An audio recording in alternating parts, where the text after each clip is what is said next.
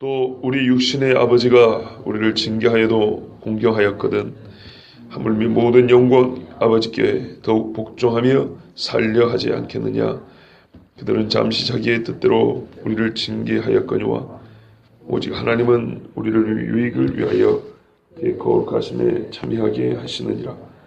무릇 징계가 당신은 즐거워 보이지 않고 슬퍼 보이나 후에 그로 말미암아 연단받은 자들은 의와 평강의 열매를 맺느니라. 아멘. 한 3일 동안 징계에 대해서 하나님의 말씀이 반복되고 있습니다. 5절부터 우리의 믿음의 인내는 속에서 솟아나오는 정욕과 죄성에서 인내하여야 하고 밖에서 의의 믿음에 대하여 공격하는 핍박에 대하여 인내하고 또 어떤 경우는 고통은 고통인데 매우 이해되지 않고 수용하기도 어려우나 참 우리의 믿음을 흔들 만한 고통이 있는데 그것은 다름 아니라 자세히 보면 하나님의 징계라고 그랬습니다. 그래서 우리 자신을 의롭다고 생각하면 하나님의 징계가 더욱 이해되지도 않고 보이지도 않고 수용하기 어렵지만 내 자신이 하나님 앞에 죄인이라고 생각하면 이 고통은 나의 죄와 과오에 대한 마땅한 아버지의 사랑의 매라는 것을 알 수 있다고 했고 이 사랑의 매를 어떻게 받느냐의 자세를 보면 내가 믿음 안에 거하는가 구원을 받은 사람인가 즉 친자인가 사생자인가 확인할 수 있다고 그랬습니다. 이 받는 자세에 대하여 그리고 결국 주의 징계를 참음으로 받는 자의 마지막에 대하여 오늘 말씀하고 있습니다. 9절에 보면 육신의 아버지가 징계하는 것으로 다시 비교를 합니다. 어제는 일반적으로 아버지가 자식을 징계하는 것은 당연하지 않냐? 친아버지는 친아들에게 당연히 징계하지 않겠냐? 그 사랑하는 자에게 징계하는 게 너무 당연하지 않냐? 그런데 가만 생각해 보면 사랑한다 할지라도 육신의 아버지는 항상 자기는 옳고 아들은 틀렸기 때문에 징계하는 것은 아니다. 아버지가 가끔 틀릴 때도 있다. 그 이야기가 10절에 보면 나옵니다. 그들은 잠시 자기의 뜻대로 우리를 징계하였거니와 자기 뜻대로 하는 겁니다. 그리고 잠시입니다. 육신을 가지고 살아있는 동안 잠시 그리고 자기 뜻대로 육신의 아버지는 틀리는 경우가 있어요. 과한 경우도 있고 모자란 경우도 있고 반은 맞고 반은 틀린 경우도 있고 어쨌든 육신의 아버지는 다 그래요. 그런데 9절에 보시면 육신의 아버지가 어떤 경우든지 간에 아버지이기 때문에 우리가 징계하였다고 해서 멸시하거나 멀리하지 않고 공경을 합니다. 공경하지 않는 아들을 보면 우리가 버릇이 없다. 혹은 부모의 사랑을 알지 못하는 아직 어린아이다.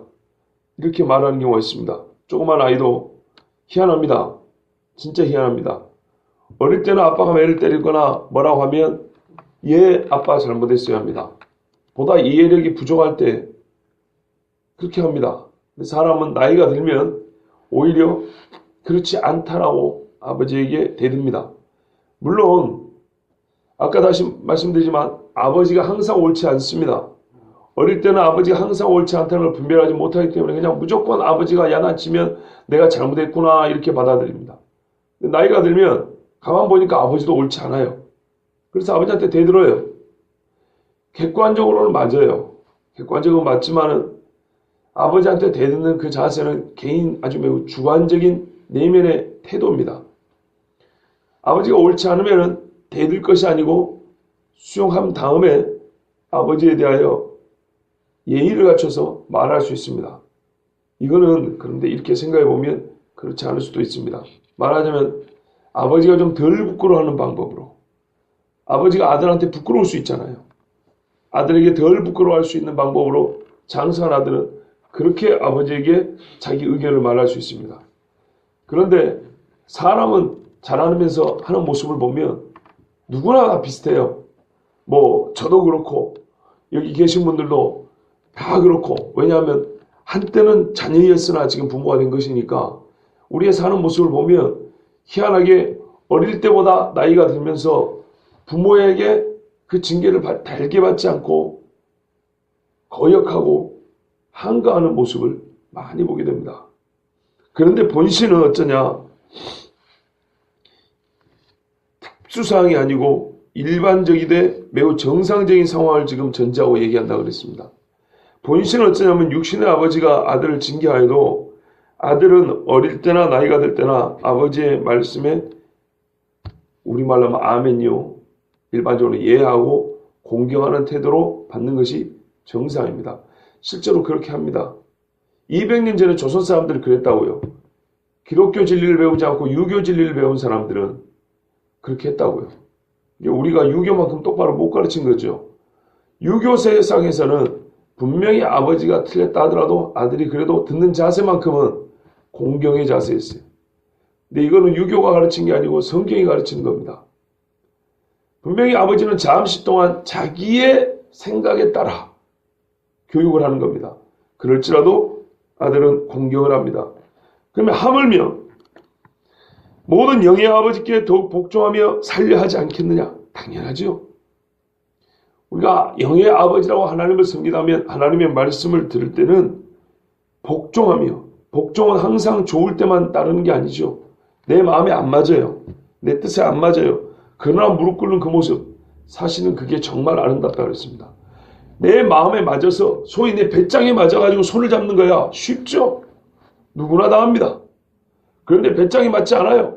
내 뜻에 맞지 않아요. 내 자존심에 허락하지 않아요. 그런데 고개 숙이고 무릎 꿇는다. 이거는요, 정말 아름다운 모습 중에 아름다운 모습이에요. 왜? 당신의 권위를 내가 인정한다는 얘기란 말이에요. 내가 아버지보다 많이 배웠어요. 내 아버지보다 잘났어요. 내 아버지보다 이게 더 나은 것 같아. 그렇지만 아들이기 때문에 아버지 앞에 무릎을 딱 꿇으면 그 아버지도 알아요. 네가 나보다 잘난 거 안다고요. 네가 더 옳고 능력 있는 거 알아요. 그런데 아버지 앞에 무릎을 딱 꿇는 모습 보면 오히려 아버지가 양보하는 경우도 있습니다. 그래서 선을 행하는 경우가 있어요. 얼마나 아름답습니까? 하나님 앞에 마찬가지예요. 하나님은 항상 옳으세요. 우리는 항상 틀릴 수 있어요.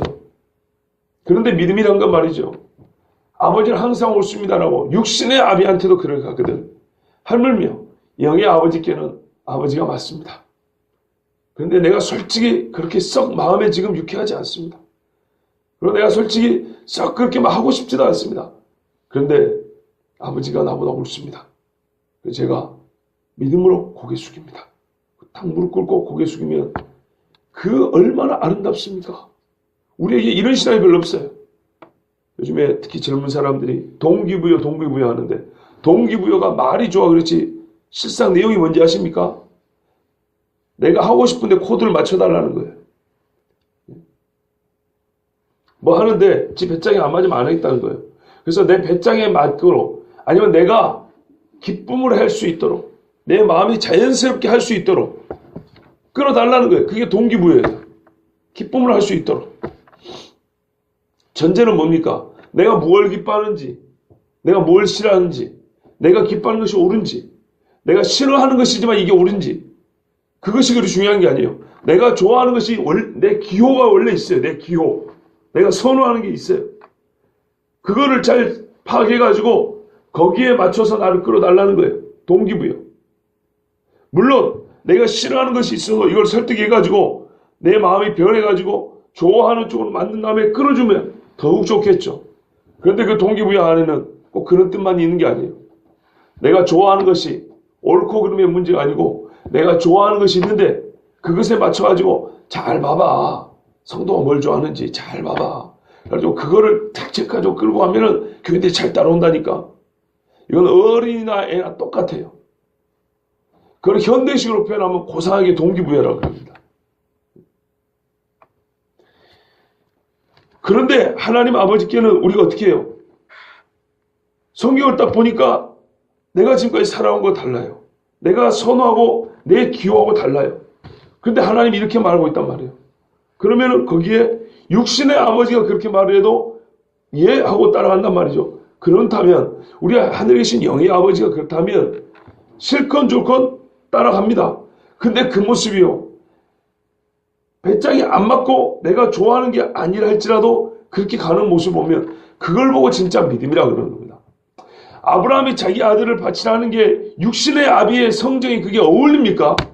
아브라함은 믿음이 좋으니까 뭐든지 다 좋아요? 뭐든지 다 좋냐고요?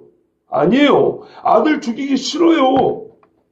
누가 아들 죽이고 싶어 하는 사람이 어디 있어요? 입다는 자기 딸 목을 잘라가지고 딸을 번제로 이게 어떤 애비가 이걸 좋아하냐고요? 이 딸은 정말 미칠 것 같아서 너는 나를 죽게 만드는 딸과 같다면서 얼마나 가슴을 쳤는지 몰라요. 외동딸이 외동딸. 그러나 소원을 했기 때문에 그렇게 한 거예요. 잘했다는 게 아니고 하나님 앞에 그렇게 사람이 뭐랄까요? 경외하는 마음이 무엇인지 이 두 사람은 보입니다. 자식을 앞에 놓고 그걸 보여줍니다. 나머지 명령들은 어떻게 보면 그보다 어렵지 않은 것들이에요. 근데 그마저도 우리는 어떻게 해요? 내 마음에 좀 부합하게, 내 성정에 좀 부합하게. 그러나 내 성정이 틀릴 수 있다 이 말이죠. 엘리야는 항상 옳습니까? 엘리야도 틀릴 때가 있어요. 차라리 여기서 나 죽게 해달라 그랬어요. 그렇지만 하나님이 엘리야를 이렇게 세웁니다. 엘리야의 지금 마음에 맞지 않아요. 엘리야가 원하는 상황 아니에요. 그런데 나중에 엘리야 다시 일어납니다. 하물며 본래는 육신의 아비가 우리를 징계해도 공경하는 것이 가장 아들다운 모습입니다. 그렇다면 하늘에 계신 영의 아버지께서 우리에게 말씀하신 데는 어떻게 됩니까? 복종하며 살려는 것. 그거 당연하지 않겠습니까?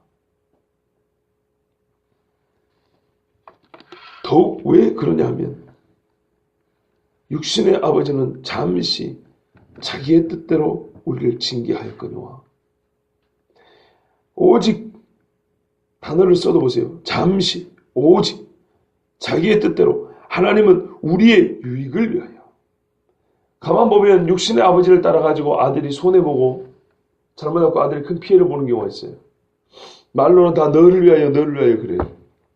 공부 너를 위하여 운동 너를 위하여 이것도 너를 위하여 너를 위하여라는 아버지의 말에 반은 아비 나를 위하여 또 하나는 진짜 너를 위하여인데 너를 위하는 방법이 사람이기 때문에 지혜롭지 못해서 사실은 아들에게 손해가 되는 길도 있어요. 이게 어쨌든 육신을 가진 아비의 모습입니다. 우리 사람이 그래요. 그런데 하늘에 계신 우리 아버지는 우리의 유익을 위하여 분명한 사실입니다. 하나님 말씀 듣고 손해본 사람은 한 명도 없습니다. 어떤 사람은 그럴 수 있습니다. 손해가 되던데요. 영혼을 살리려고요. 예전에 뿌려놓은 것이 손해가 100이 될 건데 이제 지금 손해가 나타날 타이밍인데 이제 하나님을 경외하게 됐어요. 그러면 하나님이 한 50 정도 깎아줍니다. 거짓말 같죠? 시편에 보면 나왔어요. 우리의 죄악대로 다 갚지 아니하셨으니 죄악대로 갚으면요 여기 남아있을 사람 아무도 없어요. 진작 다 죽었어요. 예? 예배 한번 개판으로 드려보세요. 하나님이 나답과 아비를 그 자리에서 죽여버립니다. 그런데 하나님께서 많이 봐준 거예요. 근데 하필이면 타이밍이 우리 육신을 볼 때 내가 지금 예수 믿는 타이밍이에요. 지금 딱 예수 믿는데 지금 이 타이밍이 내가 뿌려놓은 죄에 대하여 거두는 타이밍이에요. 딱 그렇게 맞아떨어졌다고 생각해 보세요. 그럼 하필이면 예수 믿을 때 뭐가 안 돼. 집안에 뭐 돼가는 게 없어요. 가만 보시면 예수 안 믿어도 그건 안 될 일이에요. 더 안 될 일이에요. 하나님이 봐주는 겁니다. 그리고 예수 믿는 여러 성도들에서 같이 기도하면서 이 고통의 때, 뭐가 안 되는 이때가 정말 주저앉을 수 있는데 주저앉지 않게 무릎과 손을 붙잡아주는 때예요. 얼마나 감사한지요. 이게 12절 이하에 나와 있는 이야기예요. 그러므로 피어난 손과 연약한 무릎을 이렇게 세우고 만약에 혼자 있었으면 확 주저앉았을 버릴 건데 옆에 누군가 있기 때문에 기도하고 함께 예배하는 사람들이 나보다 더 힘들게 살아가지만은 믿음으로 그 징계를 달게 받는 사람이 있기 때문에 일어나는 겁니다. 그런데 혼자 한번 이겨보겠다고요? 괴로울 때 나는 교회를 떠나서 혼자 한번 뭔가 사색을 하고 뭔가 한번 이 돌파를 해보겠다고요? 잠시 교회를 떠나서 한번 고민해보겠다고요? 아예 주저앉을 작정을 하는 겁니다. 그런 거는. 왜냐? 여러분 이 10절과 11절 말씀도 교회를 떠나서는 들을 수가 없습니다. 이 징계가 우리의 유익을 위하여 아버지가 주신다는 것도 정말 그런 상황에서는 듣고 싶지 않아요. 힘들면 사람이 낙심이 되면 뭔 소리도 듣고 싶지 않은 거예요. 이거는 인간의 본성이니까 저도 알아요. 뭐 저는 그런 일이 없겠습니까? 그런데 말이죠. 그 듣고 싶지 않은 때조차도 계속해서 들어야 돼요. 들려주는 사람이 있어야 누군가요? 그러면 한때 귀가 열려 들립니다. 이거는 아버지께서 우리 유익을 위하여 주신 징계다 라는 말을 듣고 싶지 않고 들리지도 않는데 그래도 계속 들려오면 어느 때 이게 진짜 들린다고요. 그러면 일어납니다. 아버지가 우리에게 주신 유익이 뭐냐? 보세요. 그의 거룩하심에 참여하게 하시느니라. 아버지의 주시는 징계는 반드시 아버지의 거룩함에 참여하게 합니다. 육신의 아비가 하는 징계는 절대 거룩하고는 상관이 없어요. 잠시 돈 좀 만지거나 잠시 좀 이름 있는 학교에 좀 들어가거나 뭔가 육신적인 유익은 있을지 몰라요. 그거는 사는 동안에 육신적으로는 상당히 크게 보일 수 있습니다. 그러나 절대로 영적인 유익은 없습니다. 어제 설교 끝나고 어떤 분이 또 질문을 했어요. 그 질문이 너무 고맙죠. 아까 뭐 예수 믿으면 뭐 오래 사는 문제가 아니고 뭐라 하는데 뭐 그게 뭔 말이냐고 이해가 잘 안 됐대요. 그래서 다시 물어보더라고. 아, 그 이야기는 이렇습니다. 내가 가끔 한번 생각을 이런저런 가정을 하고 생각을 해보는데 어떤 사람이 만약에 제가 일찍 죽게 됐다고 생각해 봅시다. 아니면 믿는 사람이 순교하는 상황이라고 생각해 봅시다. 조롱하기를 야 예수 믿으면 빨리 죽는구나. 너희 하나님이 지켜주지 않아서 빨리 죽는구나. 그런데 뭐하러 예수 믿냐? 이렇게 조롱을 한다면 순교를 앞둔 그리스도인이 뭐라고 대답할 수 있을까? 창피하게 그렇구나. 우리 주님은 살릴 능력도 없고 다 빨리 죽어버리는구나. 이러고 죽을 거냐? 아니. 그럼 뭐라고 대답을 해야 될까? 그때.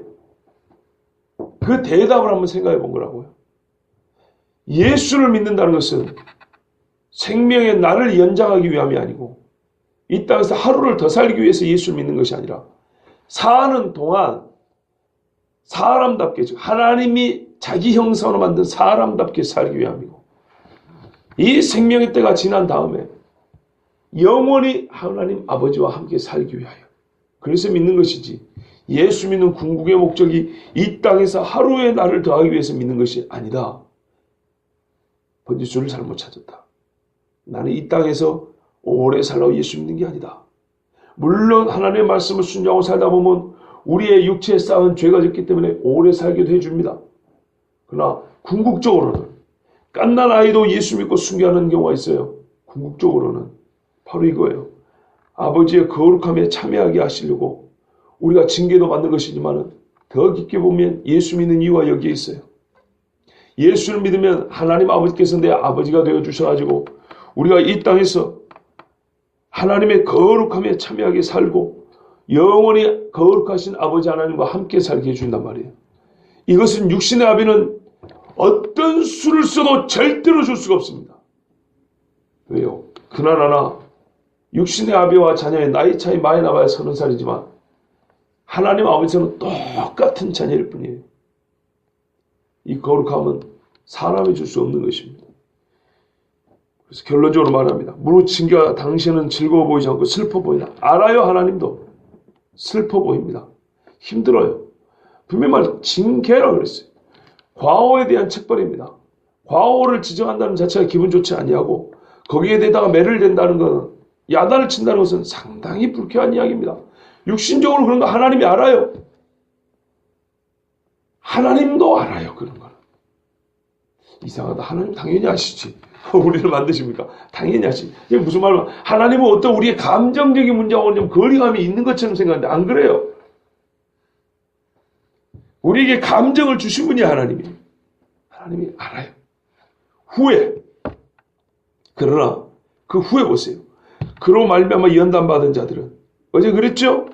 지금 잘하고 있는데 더를 위해서보다는 잘하고 있는 것이 아니고 뒤로 물러서고 아니면 잘해야 되는데 여전히 못하는 자리에서 머물고 있는 사람. 이 사람에게 하나님이 징계합니다. 그래서 잘하고 더욱 잘할 수 있도록 합니다. 그래서 한편으로 보면 연단의 모습으로 보이고 한편의 모습으로는 매를 때리는 것 같기도 하고 그러나 본질상은 뭐예요? 우리를 징계하시면서 연단하는 방법을 취하고 있다고요.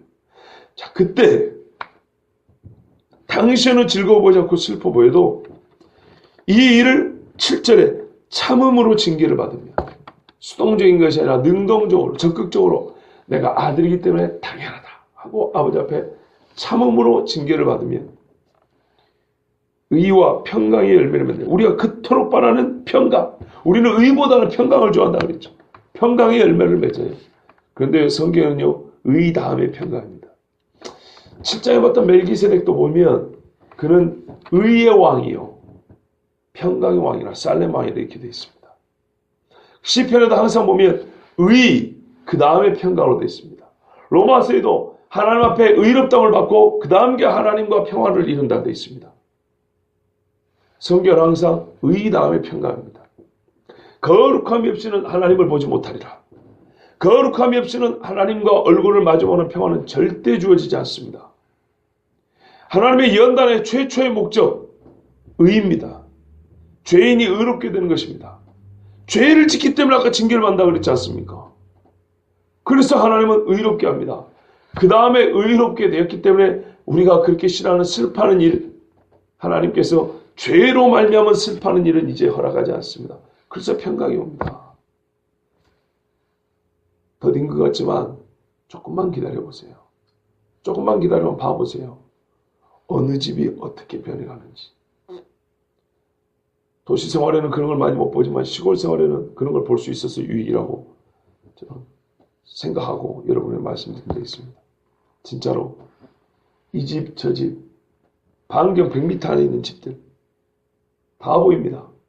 누구 집에는 그 할아버지가 어쨌고 그 아버지가 어쨌고 그 자식이 어쨌는지, 그리고 중간에 예수를 믿다가 안 믿는지 뭐 어떻게 되는지, 안 믿다가 믿는지 뭐 어떻게 되는지, 불과 1, 20년만 지나면 1, 20년이 엄청 길게 보입니다. 1년 안에 모든 게 막 결정이 나기를 바랍니다. 예수 믿으면 당장 오늘 우리 집에 풍작 막 농사가 잘 되기를 바라고요. 바다의 고기들이 그냥 막 다른 집보다 2배, 3배 크기를, 절대 안 그렇습니다. 여전히 손해보는 것 같고요. 여전히 안 되고요. 대파 먹으면 다 뒤집어 똑같아요. 그런데 희한해요. 희한하다고. 저 집보다 돈벌이가 안 되는 것 같고 막 안 되는 것 같은데 희한하게요. 그렇게 1년 보면 뭐가 그렇게 안 되는 것 같아요. 근데 어느덧 세월이 흘러서 10년이 지나가 버렸어요. 어느 세월이 흘러고 20년이 지났어요. 20년이 지나서 딱 보면 너무 다른 거예요. 진짜로 너무 다른 거예요. 금방 갑니다. 조금만 기다리세요. 징계가 당시에는 즐거워 보이지 않고 슬퍼 보이는 거 하나님이 다 합니다.